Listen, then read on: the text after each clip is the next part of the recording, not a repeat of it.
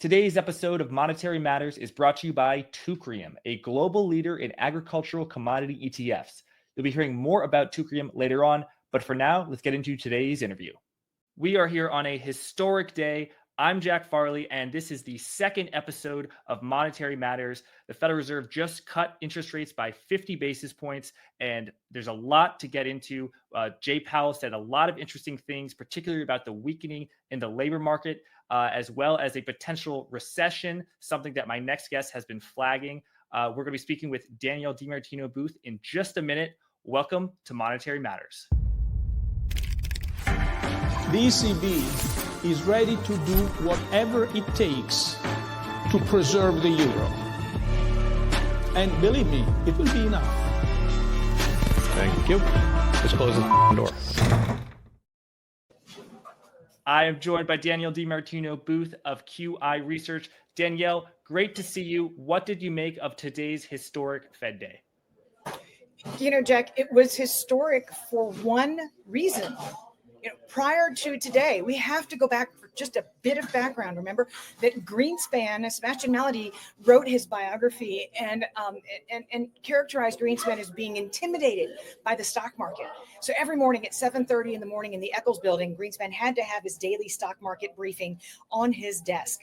And he never defied market pricing. He never shocked the markets, and he never went against when something had been fully priced in. Jay Powell broke the mold today. He took us back to the days of Paul Volcker, who was infamously did not care about the financial markets, did not care about bankers and what they wanted and what their profit incentives were. Rather, he cared about monetary policy and making it correctly, as stated on the Fed's website, quote unquote, for the public good. And that's what Jay Powell did today. Prior to this, we had never seen the Fed raise or cut had the probability for doing so been below 79.8%. And that's actually a hard figure.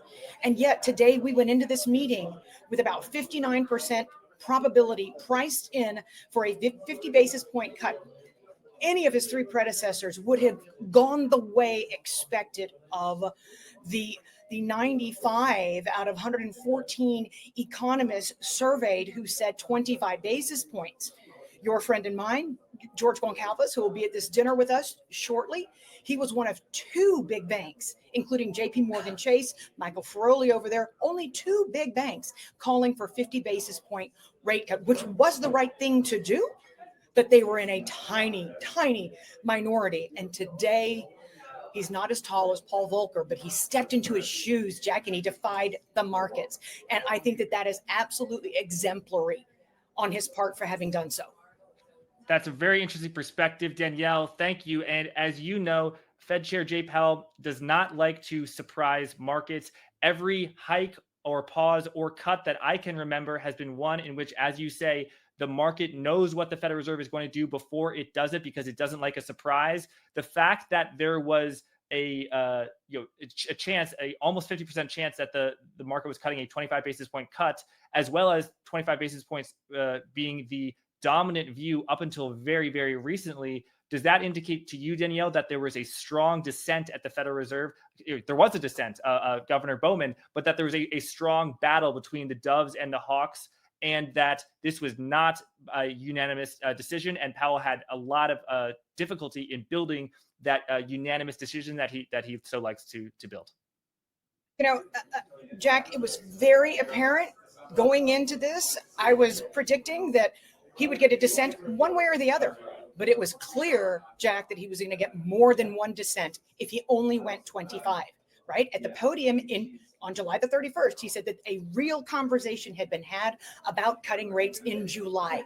So there was a contingency of Federal Open Market Committee members who were vociferously advocating for that first rate cut to be launched in July. They lost that battle.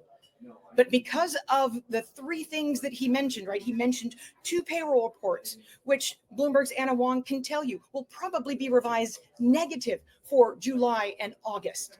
He mentioned those two payroll reports. He mentioned the QCEW, the massive division, right? Private payrolls were first announced to be 2.4 million in the year through March of 2024. That's now a figure of 1.4 million. huge downward revision. He characterized payrolls as being artificially high. And now, for the life of me, I can't remember the third reason that Powell gave for having cut interest rates. But we know from Trueflation, we've backtested the data, Jack. Not many people are fans. I really don't care, because a 0.97% correlation with the changes in the headline CPI to the changes in Trueflation tell us that that metric, which hit 1.01% last Friday, is in a very real way signaling that companies are losing pricing power, and they're losing pricing power fast. What do you do when you're losing pricing power? You cut costs to protect your margins, and that means layoffs. Danielle, I really got to hand it to you, because a lot of what Powell said today in his press conference, particularly about the QCEW, I believe that stands for quarterly census of employment and wages. Thank you. You said on my previous program, Forward Guidance, to all our viewers 6 months ago, namely that the non-farm payrolls, as reported by the Bureau of Labor Statistics, was overstating the true strength of the labor market, and that there would be downward revisions. Those jobs that we thought existed and were created actually didn't happen. And I believe, correct me if I'm wrong, is it true that over 1 million jobs that the Bureau of Labor Statistics thought were created in 2023 have been revised away? And that came out through this census data, the QCEW, that you flagged 6 to 9 months ago on my program, and that Powell referenced today in his press conference, on all TV stations worldwide. He did. And again, just zeroing in on the private sector alone, right? Because we have to zero in on the private sector, Jack. 50% of the jobs that have been created in the last year have been created in government and healthcare. So we have to focus on the robustness or lack thereof in the private sector. But what was initially reported by the Bureau of Labor Statistics was 2.4 million. We know that today to be 1.4 million. That is a huge discrepancy. And, the way that Powell characterized payrolls as being artificially elevated, artificially high, was really a criticism of the birth-death model at the Bureau of Labor Statistics' incapability of capturing inflection points in economic cycles. And that's exactly what we're hearing. So he knows that going forward, that he has to take with a very large grain of salt other data points on payrolls that are reported.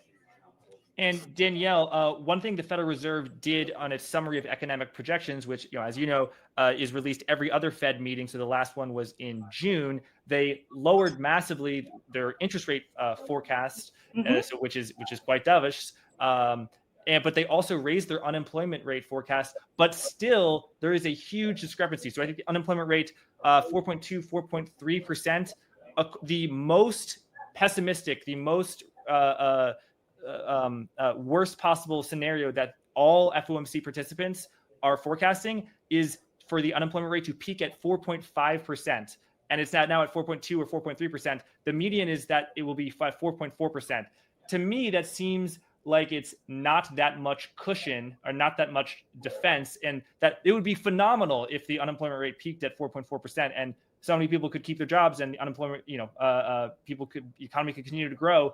But that just seems a little optimistic to me. And I imagine it seems very optimistic to you.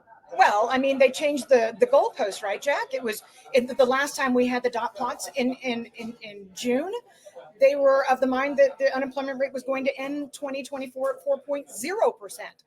So kind of in a repeat, if you will, of what happened in the aftermath of the financial crisis, when I was inside the Fed, they moved the goalpost to saying now we expect the unemployment rate to be 4.4% at the end of 2024 and the end of 2025, for there to be some kind of immaculate soft landing that the Feds can somehow engineer that only moves the needle on an unemployment rate that was rounded down to 4.2%. They think it's only going to increase by 0.2 of a percentage point between now and the end of 2025. I mean, I'd sooner see Jesus Christ himself walk through the front door of this restaurant right now. And they know that once the McKelvey rule or the Psalm rule, whatever the rules are that are triggered, which was not untriggered, by the way, by the tiny little 4.3 to 4.2 adjustment in the month of August. The summer was not untriggered. They know that history dictates that now you start to see the unemployment rate rise in earnest. He did reference initial jobless claims, but very good work that's come out of the Fed recently has shown that the unemployment rate itself is understated because of the gig economy. Hey, I live in the state of Tennessee. State of Tennessee is only going to pay me 12 weeks of unemployment insurance. And by the way, probably won't even amount to $300 a week. I've lost my full-time job. More than 1 million Americans on net have lost their full-time jobs in the last 12 months. What are you going to do if the state of Tennessee is going to give you that little money? You're going to start driving Uber or Lyft or DoorDash. And that's exactly what we're seeing. It's why we're not seeing increases in the initial jobless claims, but we're seeing a persistently high level of continuing jobless claims. And it's because these people are feeding into the part-time employment pool, and we're seeing part-time employment go absolutely through the roof. It is actually, Jack, at the highest level that it was already during the great financial crisis, part-time employment. And the increase in unemployment rate, the Federal Reserve projecting that to only go to 4.4 and 4.5%. Do you think that, if you are right, it is all of the Federal Open Market Committee just they happen to be wrong, but that's what they think? Or do you think they are they actually think it could be a little bit worse or a lot worse, but they're just doing that because they don't want to have a series of projections that make it look like people in the media, such as myself or Bloomberg or Financial Times, say the Fed, or people on Twitter say the Federal Reserve is projecting a recession? That's exactly right. But if you look back at history, Jack, and you see a 1 percentage point increase in the unemployment rate off of its lows, find me a time the U.S. economy was not in recession. Remember, in 1995, when a soft landing was engineered, despite the tequila crisis, despite Orange County, California blowing up because of rising interest rates, they did not have recession, but the unemployment rate barely dipped up. And then it continued to fall throughout the decade of the 1990s. That's not the direction that we're headed in, according to countless employers that tell us every day after the fact. Oh, through attrition, we lost 2,800 employees at Verizon. 4,800 employees at Verizon. We offered voluntary payout packages. Boeing right now is dealing with a strike, so they're going to furlough a ton of employees. Amazon has just told its employees to come back 5 days a week or not bother coming back at all. These are thousands of job losses that we're talking about. So to presume that this is all of a sudden going to hit a wall and America's going to wake up tomorrow in a fully certain environment with an election hanging over us, and the companies are going to start hiring again is absolutely asinine. And where are you seeing the layoffs? And in terms of the numbers of layoffs, how many are you seeing per month? How does that compare to a healthy labor market? How does that compare to a recessionary labor market? And how close are we to either one? So if you look to months, Macro Edge has done a very good job tracking layoff announcements. And by the way, September's looking really good. It's looking like September could be half of what we've seen in the last 5 months. We've seen an average of 100,000 layoffs in the last 5 months in a seasonally benign time of the year. Layoffs are supposed to occur in January. That's when companies cut the fat. But that's not what we've seen in the 5 months ended August. We've seen an average of more than 100,000 job losses announced every month, and that only coincides with recession in the past. Hey everyone, hope you're enjoying today's interview. As you may know, investors and advisors alike are rethinking the 60-40 portfolio, and many of them are turning to commodities for diversification. But for most investors, getting true exposure to commodities can be difficult. Direct ownership of futures contracts isn't suited for many investors, and they aren't even available in most brokerage accounts. And commodity equities are just that, equities. Finally, there's a solution. Teucrium's U.S. agricultural ETFs can provide exposure to commodities like corn, wheat, soybeans, and sugar in a convenient size and ETF wrapper right in your traditional brokerage account. Visit Teucrium.com to learn more. And now the disclosures. Diversification does not ensure a profit or protect against loss. An investor should consider investment objectives, risk, charges, and expenses carefully before investing. The prospectus contains this and other information. Read the prospectus carefully before investing. An investment in the fund involves risks, including possible loss of principal. And so where do you think, if the Federal Reserve thinks that the unemployment rate will be at 4.4% by the end of 2025, which is 10 to 20 basis points higher than it is now. I think it could be a little bit higher. Where is your range for where the unemployment rate is going to be at the end of 2025, or we could even say the end of 2024? You pick. Well, to quote the great Claudia Psalm, Jack, I'm just going to have to, whenever it's bumped up to the level where it currently has, the next stop from this 4.2%, historically speaking, has been 6%. Yeah. And that is a thing that you reference with the Psalm rule, McKelvey rule, whatever rule you want to say, that when unemployment rate budges up, if it budges up enough in a short period of time, it is followed by a rapid rise that is typically during a recession. That is what history has shown. And history does not have to repeat, but it often does. So if that is where you see unemployment, your sort of base case for where it's going to be, is the Federal Reserve's interest rate cut today and its future interest rate cuts going to be enough to cushion the blow? And basically, where do you think interest rates are headed? If I can just put this back on screen, the Fed is projecting that at the end of 2025 they're going to go to 3.4, and that they're ultimately going to be headed to 2.9. I believe the interest rate market, the futures, are projecting it to be a little bit lower. So let's say 3% or 2.9%. In other words, if you think it's going to be lower than that, you should be bullish on interest rates, that they'll go down. And if you think they'll be higher than that, you should be bearish on them. Where are you giving? I know you think that the economy is headed to a recession, or actually already in a recession. So that means you're probably somewhat bullish on interest rates. However, they've gone down so much. So what is your positioning on like, where do you think the Fed funds is going to be by the end of next year? We've been waiting since March 2020 for an interest rate cut, right? There's going to be consolidation, as we saw today in the Treasury market. But I think that once that is digested and we get closer and closer to the very acute uncertainty surrounding this election and companies continuing to press forward with layoffs, which is what they're telling you they're going to do. Because in this current earnings season, what have they been missing, Jack? Not their bottom lines. Anybody can massage a bottom line, but they've been missing their revenue projections. And when you miss your revenue projections, Jack, you must cut labor costs, because that means that the demand is simply not there. And therefore, I tend to agree more with the markets right now that are pricing in a full 3 more 25 basis point rate cuts for the November the 7th meeting. We're already at a 40% probability for a 50 basis point rate cut. Got it. And so do you think the market's forecasting like 2.9% by the end of next year, that's roughly accurate to you think? I would say that as long as things don't get appreciably worse, right? I'm not going to name names. It's not good for business. But a very large mid-sized bank was downgraded by Moody's earlier this week. Somebody, you see it on your Twitter feed all the time. I see it on mine. Some entity is absorbing all of these commercial real estate losses. And the Fed is also a regulator of the banking system. They know that these banks are sitting on these losses. They know that it's very difficult for the FDIC to broker marriages, make bank acquisitions and mergers happen. And antitrust gets in the way as well. And who wants to buy these losses? But in that sense, Jack, you have to understand that my former employer also sees inside the banking system. They see these losses. It's their job. They're a regulator.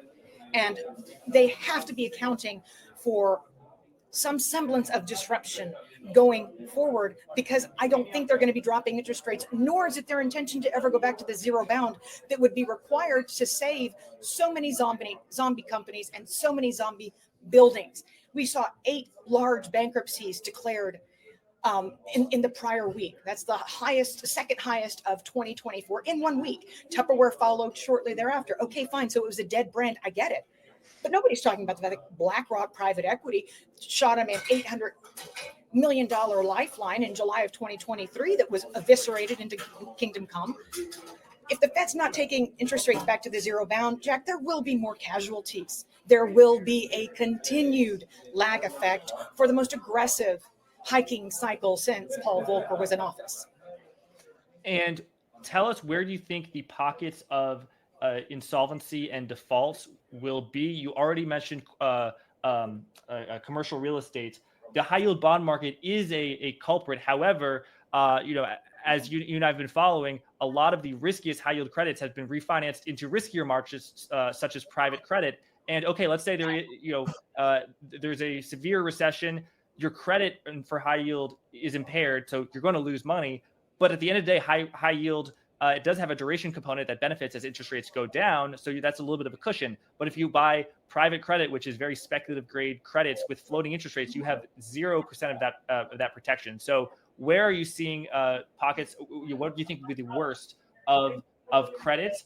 Is it private credit? Just to put a point on it. It certainly could be. And unlike investment grade companies that have really elongated their maturity profile, high yield companies have been going the opposite direction. They do not have time on their hands. They're going to be forced to refinance the debt that they have. And by the way, it's not 50 basis points. Great, wonderful. So Powell shocked the market. It ain't going to help them. It's not enough.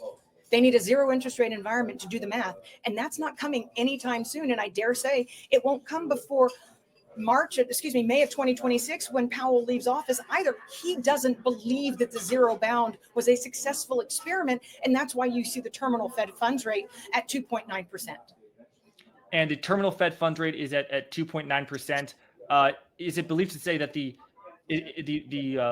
longer run range is 2.9%? Is that also the same thing as the Federal Reserve's understanding of a neutral rate of interest, or do I have that wrong? Powell today did say that the neutral rate of interest, that is to say the level of interest at which it is neither contractionary, neither weighing the economy down nor stimulating the economy, is higher than it was. Do you agree with him? I think that Powell wants for that to be the case, Jack. I'm not smart enough to answer that question. So my apologies. But I think that Powell wants desperately for the neutral rate to be higher, at which it's not causing inflation and it's not causing deflation. But for heaven's sake, we've seen in the wage income data, we haven't even seen the QCEW that we talked about earlier flow through to personal income and spending when it's reported for the month of August. That's got to be backed out. It's got to be backed out of GDP. It's got to be backed out of all sorts of things. But we haven't seen what that looks like yet. But you're right. Zombie companies are seriously in the crosshairs, and they will continue to topple like dominoes in this still restrictive regime. And whether or not the Fed has the luxury from 2008 through 2027 of stopping at 2.9%. I'm not that smart. It's anyone's guess, Jack. If there's no credit event, perhaps. If there is a credit event, perhaps not. And Danielle, I think, and maybe I'm wrong, of the neutral rate of interest as a somewhat longer term concept that is impacted by things like offshoring, debt levels, and it's very somewhat longer term things. But I imagine there's also a shorter term rate at which the economy will neither be dragged up or dragged down. And during a recession, which I believe you think we are in one, that rate is very, very low. So if the Federal Reserve gets to 2.9%, 3% on its federal funds rate and does a whole lot more of cuts between now and 2025, will it be enough to stimulate the economy and be medicine, especially given that the interest rate hikes from 0 to 5.5% took a very long time to impact the economy, and maybe their impact was less than people thought? Will cuts also provide less help that people think? Yeah, that's exactly right. I'm not expecting to wake up tomorrow and see that there's been an appreciable decline in credit card rates or auto loan rates. I'm just not. And we've already had the mortgage market front run the full 50 basis point rate cut. So that's already baked into the cake. We're already seeing that manifest in a slight pickup off the very lows in weekly purchase applications. But really, since October of 2023, that level has been in such a very tight range and not been able to break out. What you're hearing is what my good friend Ivy Zellman always taught me. Her mantra: unemployment trumps borrowing costs when it comes to housing. And you're going to have to get it a lot lower. What are we seeing pick up? Cash out refinancings. And that's because households are tapping into that equity because they need the help. making ends meet. Why did we see 379,000 individuals over the age of 55 rejoin the workforce in 1 month in August? Well, maybe it's because their kids are the ones who lost their full-time jobs and only ended up being able to pick up a part-time job afterwards. And they're saying, oh my gosh, I've got to go back to work to help put food on the table for my grandkids. Think about that. But the 379,000 increase in those age 55 plus was a big number, and it is typically associated with recession and times of stress in the aggregate income. And now I finally remember the third thing that Jay Powell spoke of today, and that was the beige book. Everybody ignored the beige book. You cannot ignore a beige book that is usually the rosiest take on the economy when all 12 districts are reporting that they're seeing declining consumption. We've had 3 recessions in modern history where consumption never declined during recession. Extraordinary, Jack. Yes, and consumption has been the strongest part of the economy. So even if consumption grows at only 3% and inflation is 2.8%, so real consumption is growing at 20 basis points. It's not great, but that would be a shock because now it is growing at 4 to 5%. So it is, but actually shrinking, consumption would actually shrink, as you say. That would be a big surprise to definitely the stock market. But it wasn't a big surprise to the Federal Reserve, because there's 12 district presidents sitting around the table. In addition to the 7 governors, they were all given regional economic briefings by every single regional Fed around that table. And all 12 of them said, we're seeing consumption decline. And it is a Rubicon that is rarely crossed in the United States of America. And it's indicative of the fact that the lag effect has taken hold, and that consumers' access to debt. I mean, we've seen an absolute collapse in personal loans that you take out to consolidate your debt. Banks aren't buying it. Because why? Because of what Ally Financial told us recently, because they continue to see rising charge-offs in their auto loan book, or in the case of Discover or JP Morgan Chase or Bank of America. Shoot.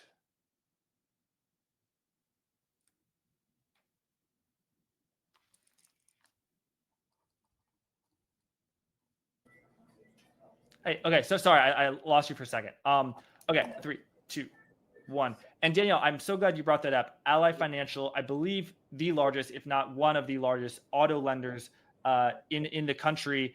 Their stock just absolutely fell out of bed a few weeks ago. Tell us what happened there, and also, do you buy this argument that defaults in 2019 were pretty low and they were here? In 2021, they went down to here, i.e. way down. And yes, defaults have gone up a lot, but they're only normalizing to pre-COVID 2019 levels. It's not, therefore, the normally worrisome rise in defaults is actually just a return to normal. It is a normalization. Do you buy that? Why or why not? You know, I don't buy that, because the charge-offs keep increasing. The provisions for loan losses, that's lenders looking ahead and saying, what am I going to lose in the future? That keeps increasing.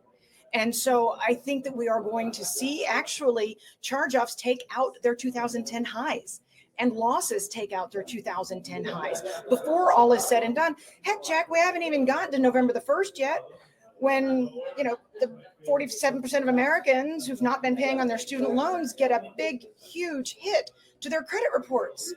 We haven't gone there yet, but we're going.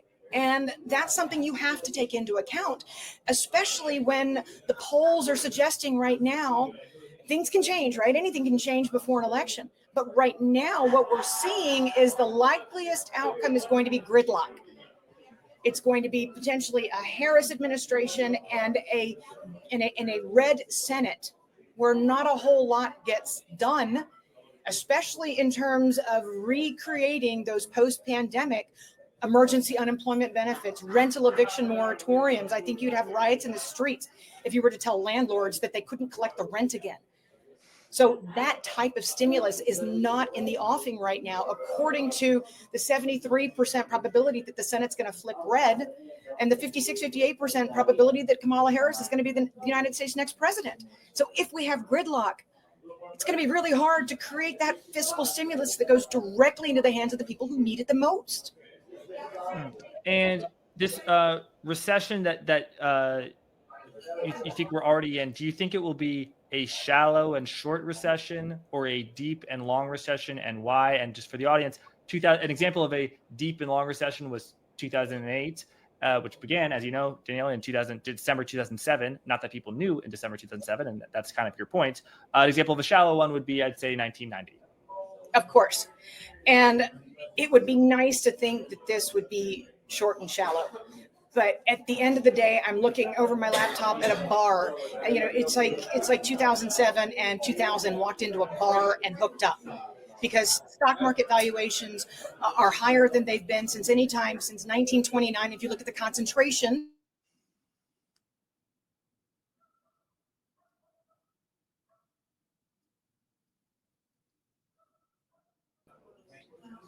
And we've certainly had more leverage created, especially on the corporate and sovereign sides, than we had in 2007. And for that matter, households' interest expense to service their credit cards, auto loans, and other debt has already surpassed that of their mortgage debt servicing costs, which is something we've never seen in American history, with a saving rate, of 2.9%.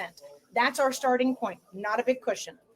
That is not a big cushion at all. The stock market has been on a tear, and valuations are elevated, to use the Federal Reserve's language. I'm going to interrupt you, Jack, because I have to share this with you. Please. A hat tip to Deutsche Bank. The only time we've seen a run-up of the magnitude, right, through Tuesday's close before the FOMC, of course, stocks closed down today, but the only time that we've ever seen a run-up of the magnitude that we've seen to the first Fed rate cut was in 1995. But of course, that was a soft landing when stocks rose 24% into the first rate cut. Stocks have increased through Tuesday's close by 28% into this first rate cut. So we have baked into the cake an immaculate soft landing, and that's not what the data suggests. No, and the data so far, the incredible fall in inflation has happened without that much of a rise in the official unemployment rate from 3.4 to 4.2, 4.3%.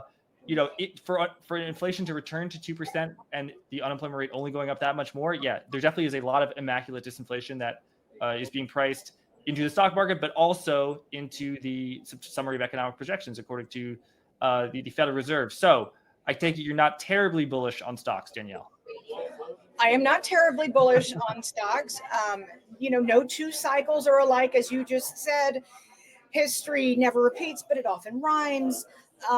Typically, when the Fed has started something like a 50 basis point initial rate cut, 2001, 2007, things have not played out very well for the stock market.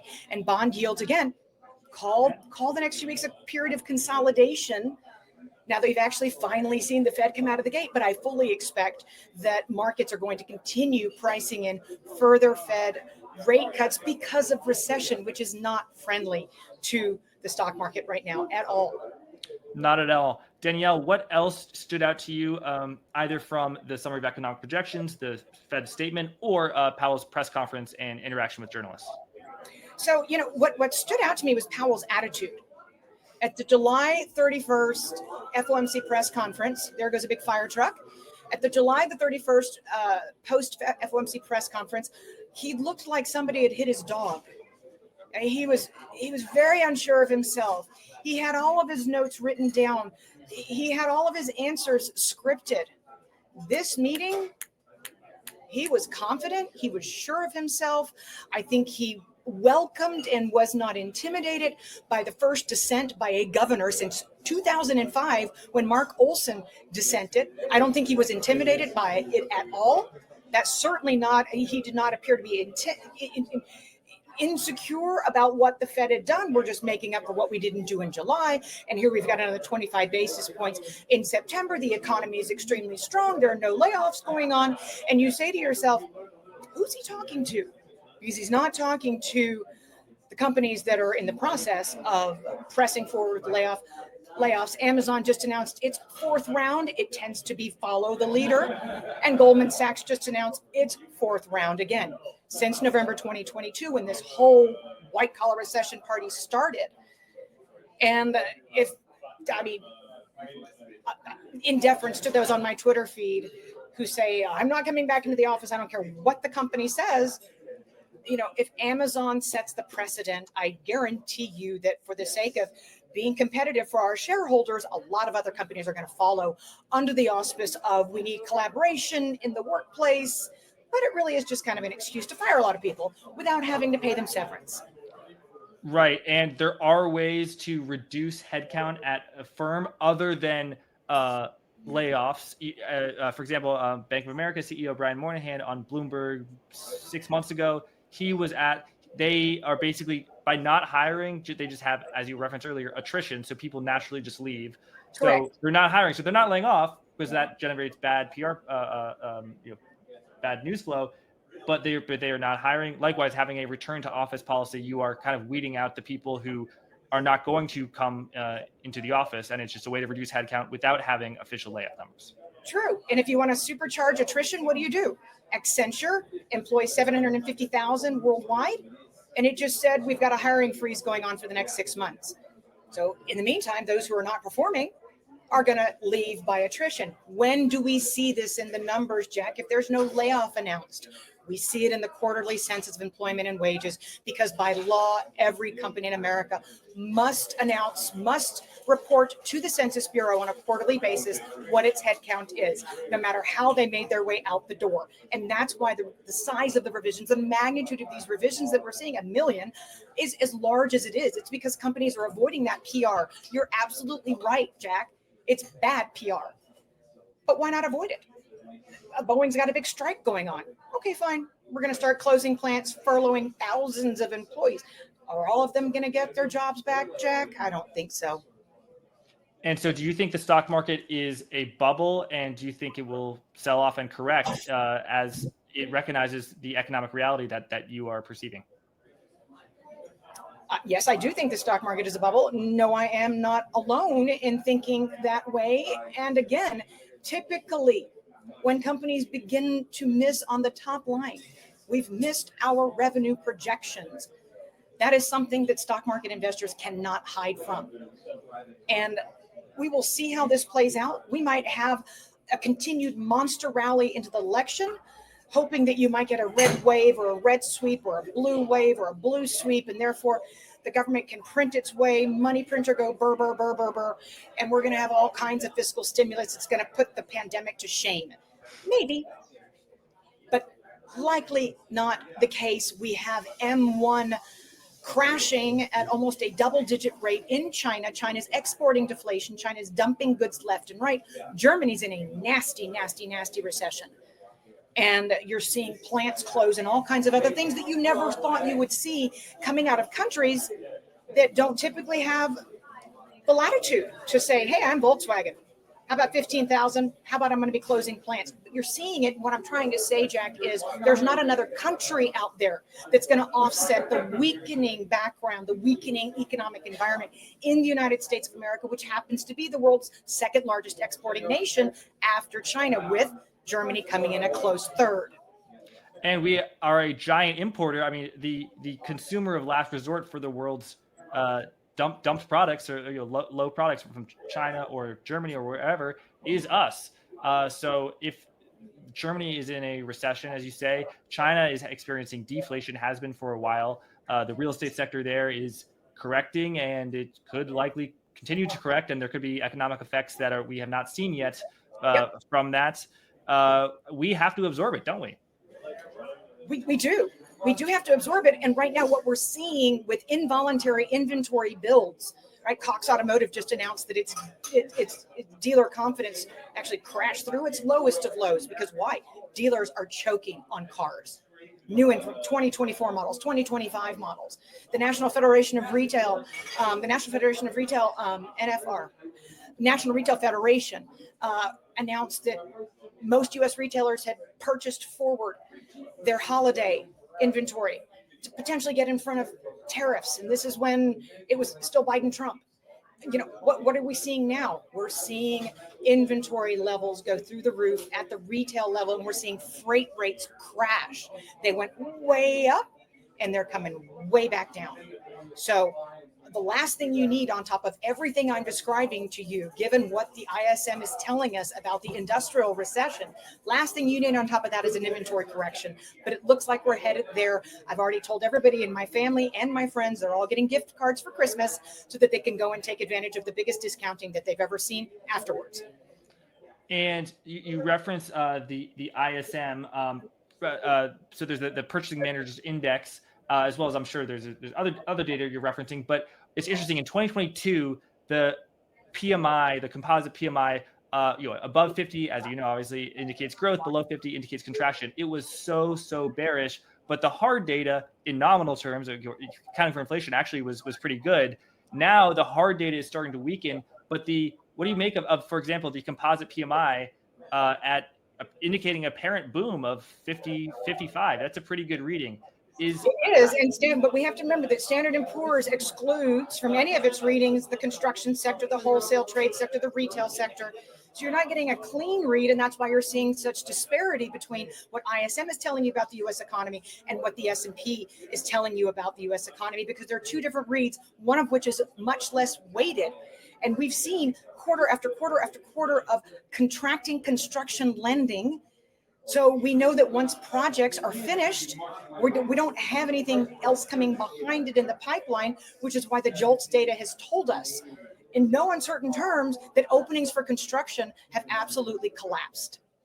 Yeah. What was the comment that Powell made today about how JOLTS was it was at a 2019 level, and now it's closer to a less strong 2018 level? Yep. That is, of course, the job openings, which job openings were extremely high in 2022, and they have fallen very, very sharply. They've fallen very, very sharply. They are not immune to the same. In fact, they've got the lowest response rate of any Bureau of Labor Statistics survey that is conducted. And they have seen, and nobody's paying attention to this, Jack, but I am, they have seen one month after another month after of downward revisions.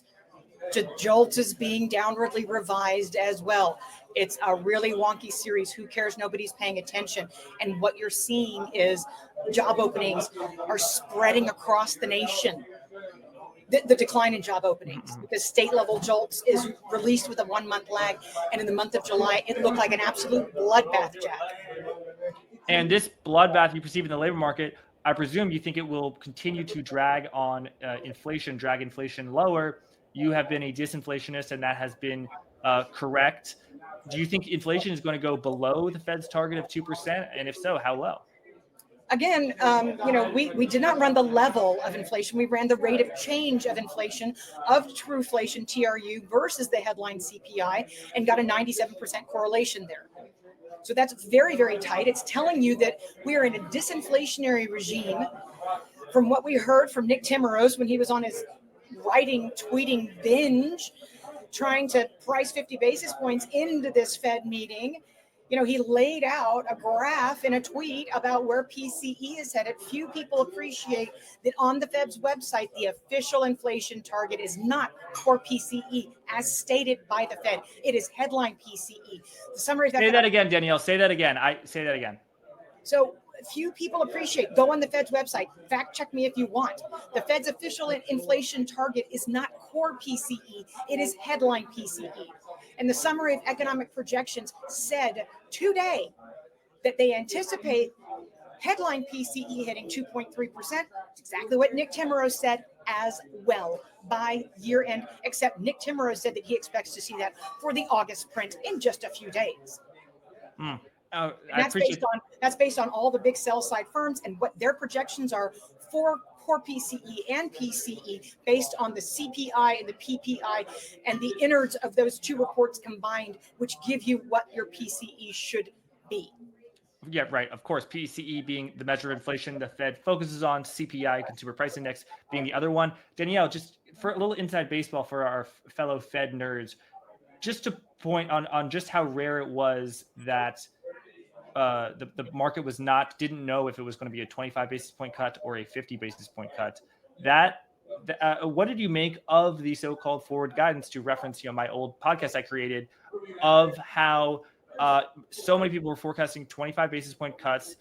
You had Waller come out on, was it September 8th or 9th, indicating that he was open, if necessary, a 50 basis point cut. What did you make of the news flow or gossip flow over the past, let's say, 6 days that increased the pricing of a 50 basis point cut to get the market comfortable with, to get the Federal Reserve comfortable with a 50 basis point cut? Jack, I've never seen anything like what we've just seen, and I've seen a lot. I mean, Nick Timrose came out on the Monday of the June 2022 FOMC meeting, the Monday before the Wednesday, and basically said, I think they're actually going to hike by 75 basis points, not 50.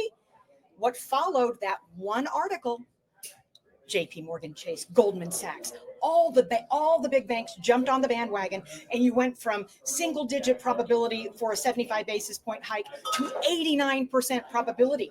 And what was fascinating was what Bloomberg reported the day before this last FOMC meeting. 48 hours ago, Bloomberg reported that since 2007, they had never seen. Understand the probability had increased for this 50 basis point cut that we have indeed just seen. But Bloomberg stated that there had not been as much volatility in the probability Fed funds futures market since 2007 going into this meeting. It was an extremely uncertain environment. I jokingly said in my Bloomberg chat room today for my QI Pro clients that Powell has just made uncertainty great again. He put forward guidance in the grave, and he insisted over and over and over again when they pressed him in the press pool, pressed him again. He kept saying, "What about data dependent? Do you not understand?" Right. And Danielle, we're going to enjoy a lovely dinner tonight, perhaps some wine, some pasta, with many of your clients who are QI Pro clients who are a member of that Bloomberg chat. Let me say, but so the Federal Reserve didn't do forward guidance. The market wasn't sure. And my point is, the sun will rise tomorrow. Is this a lesson that maybe the market doesn't need as much babying, to use a dramatic word, as the Federal Reserve has given the markets beforehand, and maybe a little uncertainty is good?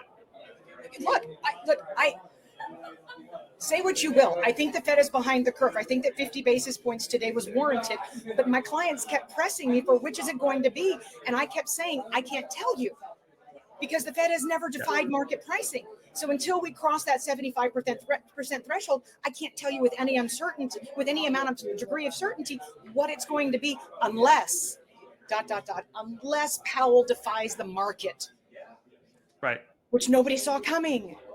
Yes, I will say, Danielle, if I can reveal, our text messages from yesterday, I did ask you what you thought it was, and you did say 50. So in private, you did get that one right, but maybe. Well, in private, yes, and that's true. But again, Jack, people are not appreciating what happened today. He has embedded uncertainty. He has created uncertainty in Fed speak. He's allowed for a dissent from a governor for the first time since 2019 years, 2005. But allow, Danielle, that's like if, a guy and his girlfriend breaks up with him. It's like, he allowed it. Like, he didn't want it. It just happened, Well, actually, I think Jay Powell is the one who wanted the 50 basis points at the end of the day, and I don't think that he cared. I meant the dissent. Like, he didn't want that. You said he allowed the dissent. Like, I think he realized that he was in a situation where he was going to get a dissent, and he just, accepted his fate. He would have been dealing with multiple dissents had he only gone with 25 basis points. That was calculus on his part. And when you looked at the dot plots and where people see rate cuts as going, there was only one other person who foresaw no more rate cuts. So somebody out there is right there with Michelle Bowman, perhaps Raphael Bostic. I don't know. But the vast majority of members of those 17 on the Federal Open Market Committee foresee more future rate cuts. Some of them see 4 rate cuts. Before I say, Jack, Happy New Year. So, all I'm saying is the degree of uncertainty is higher than it's been in my career, because I was a pipsqueak when Volcker was, you weren't even born. So, but he has brought back immense uncertainty. And now we're going to be wondering what we should be parsing. Is it the data? Is it a Fed speech? Who knows? Right. What will you be parsing? Jack, again, we have more part-time workers in the United States than we've had at any time since the peak of the Great Recession, since the peak of the Great Financial Crisis. When I call an Uber these days, it's like that. So if there's not enough excess capacity that the gig economy can continue to absorb as individuals depart from the workforce, then we're going to have a problem, because then they won't have a choice. If they pick up a gig driving for Lyft and there's too many Lyft drivers, supply demand. This is economics 101, Jack. If there are too many of them out there, then some of them are going to say, there's too much competition for this job. I have no choice but to apply for unemployment benefits. And that's when you see a boomerang up, and that's when you see the unemployment rate start to move in anything but polite little 1/10 increases. And Danielle, my final question for you is about the balance sheet. The Federal Reserve indicated that it will continue to reduce its balance sheets by a maximum for mortgage-backed securities of $35 billion per month, of treasuries for $25 billion per month. Powell was asked by a journalist about, is that going to change? Are you going to continue to reduce the size of your balance sheet, i.e. do the opposite of quantitative easing? If quantitative easing is printing money, quantitative tightening is burning money, reducing the money supply, or I should say the monetary base, the amount of reserves in the system. Powell said, no, yes, we will continue to do that, and we are not close, or not very close to the lowest comfortable level of reserves, and therefore QT will continue. Right. I, for example, spoke with Joseph Wang. He said that he thinks that the economy is more likely, the Federal Reserve is more likely to stop quantitative tightening because of economic worries rather than a level of reserve worries. Do you agree? I agree that any economic disruption of any kind is going to stop Powell in his tracks. On the Treasury side, Jack, I'm not so sure about mortgage securities. Mm-hmm. His closest lieutenant, Christopher Waller, fully advocates for the Fed never going back into mortgage-backed securities quantitative easing if economic conditions dictate that QE is appropriate. And by the way, by this time this year, or by this time, well, we're in September, by May, a few months ago, the reserve repo facility was supposed to be completely depleted. The world should have ended by then. We should have been dipping deep into the trillions of dollars of reserves in the banking system, and we're not. We are not. And so to the extent that prepayment speeds pick up, they're going to continue to taper off the pace at which they roll off treasuries from their balance sheet, but they're going to pick up the pace and make up for lost time because they weren't able to hit the benchmark that they had set for themselves on a monthly basis on the MBS side. I predict to you that continues. That is a fascinating prediction. To explain that the pretty complicated thought for the audience is that the Federal Reserve does not reduces its balance sheet not by selling securities, but by letting them roll off and not reinvesting them up to a certain cap. That cap for mortgage-backed securities has not been met because interest rates were so low and then they shot up. Very few people are refinancing the mortgage because, unless you divorce, death, or you move to California for your job or something, you don't want to be, it's an economic loss. You don't want to go from a 3% mortgage to a 7% mortgage. So prepayments have collapsed. CPRs went from like 40% to 3%. Now they're probably a little bit higher according to Fannie Mae. But as interest rates are going down, refis will go up. And so and what have we seen, Jack? We've seen an explosion in the Mortgage Bankers Association weekly refinance index. Nothing like we've seen. I mean, purchases are like this. But boy, are people refinancing. And when you think that they're refinancing at these mortgage rates, well, okay, from the lowest in 2 years, households need money if they're refinancing here. And we have indeed, if you follow the Fed's quantitative tightening, you are seeing the amount of mortgage-backed securities rolling off that balance sheet tick up continuously. I'm paying attention. And it is happening, Jack.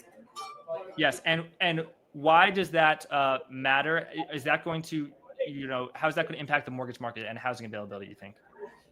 We're going to find out, because we're seeing lending standards tighten for mortgages. Very difficult. We're seeing cancellation rates in the housing market tick up.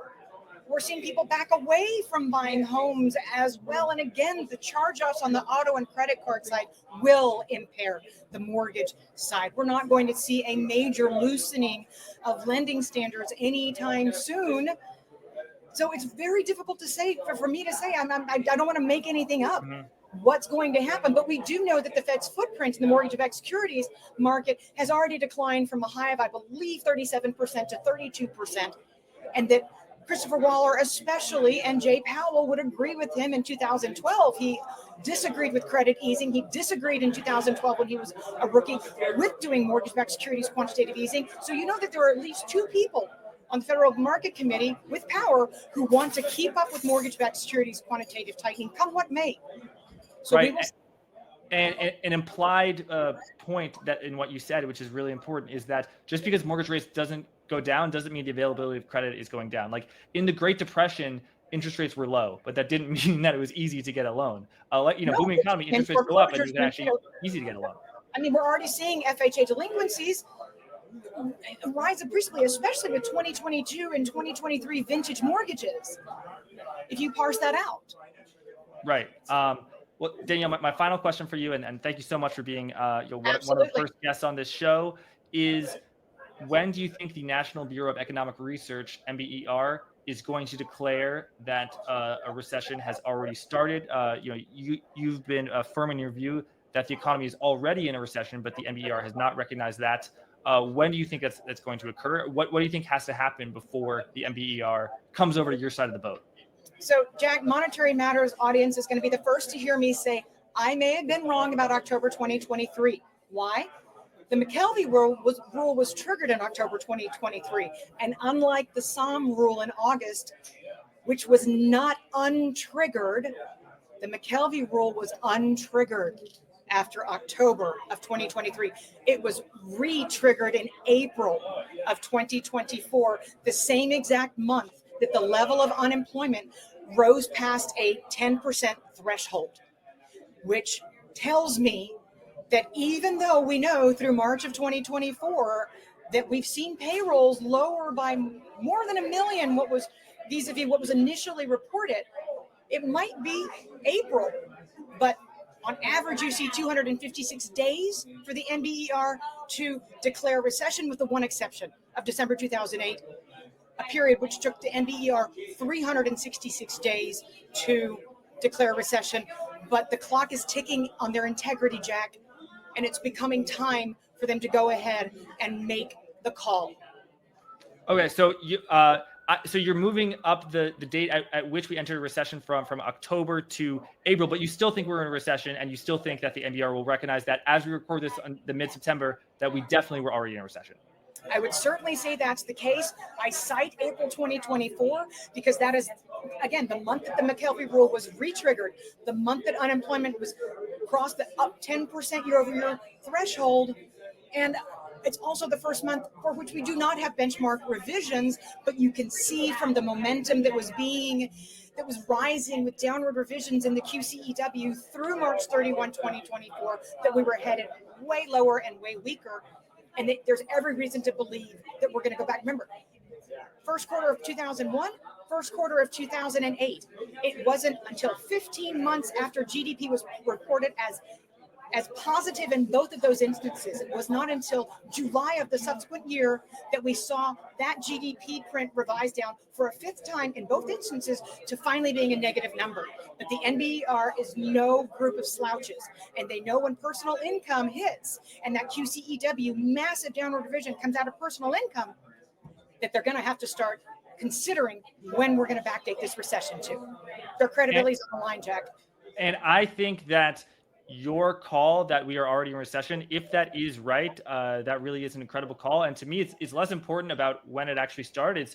It's when you make the call, when so few people thought we were already in a recession, and that actually happened. So I definitely we're going to be as big as they were, Jack. And thank you for having me on as a guest and letting me say that 6 months ago I did think that the revisions were going to be that big. I'm really glad I had you on my old show, Forward Guidance, Danielle. I'm really glad I have you on my new show, Monetary Matters. Everyone has seen just what's been going on, and hopefully the quality of my first few episodes that people have seen, hopefully I'm able to keep that up. But everyone watching, follow Danielle on Twitter at DiMartino Booth. Check out QI Research. She's got her Daily Feather, and then she's got her QI Research QI Pro. And subscribe to the Monetary Matters YouTube channel. Subscribe to the Monetary Matters podcast on Apple Podcasts as well as Spotify, and please leave a review. It's really important in these early stages that we come out of the gate storming. So if you support my work and want to support my work, please do so. You everywhere to Kingdom Come. I wish you the very best of luck. You're going to do beautifully. And I so appreciate that, Danielle. Thank you so much for coming on Monetary Matters, and thank you everyone for watching.